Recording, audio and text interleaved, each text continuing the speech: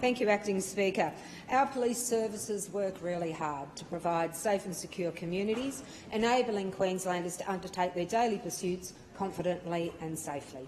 To achieve this, these services must be accessible and responsive to community needs, disaster and emergency management.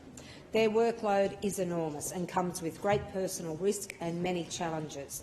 They investigate crime and identify and apprehend offenders, target operations to reduce traffic offences, attend and investigate horrific traffic accidents, suicides, murders and domestic violence. Additionally, they support the judicial process, including the provision of safe custody for alleged offenders, and respond to general community needs and disasters, whether fire, floods or pandemics. For nearly 2 years, they also manned borders and managed hotel quarantines without appropriate levels of resources, and now our devastating floods. That is just a small sample of what they do. Our communities expect our police to do their job in an equitable and efficient manner. Yet on a daily basis, the dreaded thick red tape often meets the thin blue line, making their jobs that much harder. In 2020, a time and motion study was undertaken with plainclothes units to identify the time taken to locate an available JP to finalise bail documentation. This analysis of 6,321 bail affidavits revealed that the time taken ranged from 30 minutes to 2 hours, with an average of 60 minutes to have a document sworn and signed. The impact for policing in remote localities is often more significant. On some occasions, an officer's entire shift is spent driving to a regional centre to have the objection to bail documents witnessed. Enabling a senior police officer to witness the objection to bail would potentially save between 5,491 and 21,924 hours of officers' time annually, which can then be spent where needed.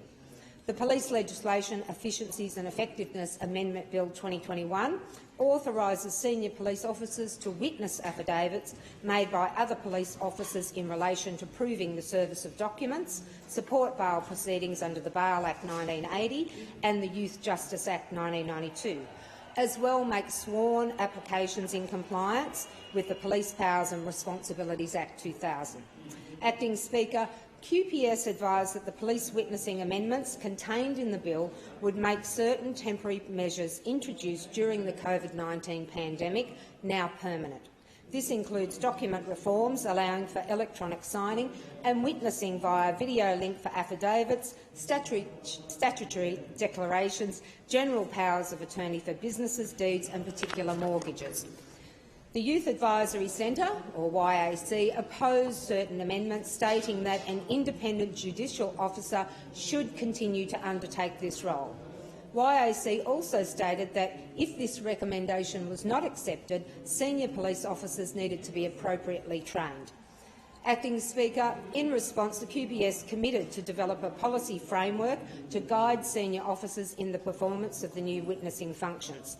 The policy will stipulate procedures to be undertaken, include a prohibition against exercising the functions in circumstances that are a conflict of interest, and will initiate an independent review once they have been in operation for a period of 12 months. As we have heard, technology has enabled new methods of offending.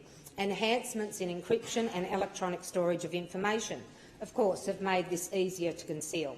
The bill will allow a Supreme Court judge or magistrate to make a digital access order requiring the provision of passwords or assistance to access digital devices.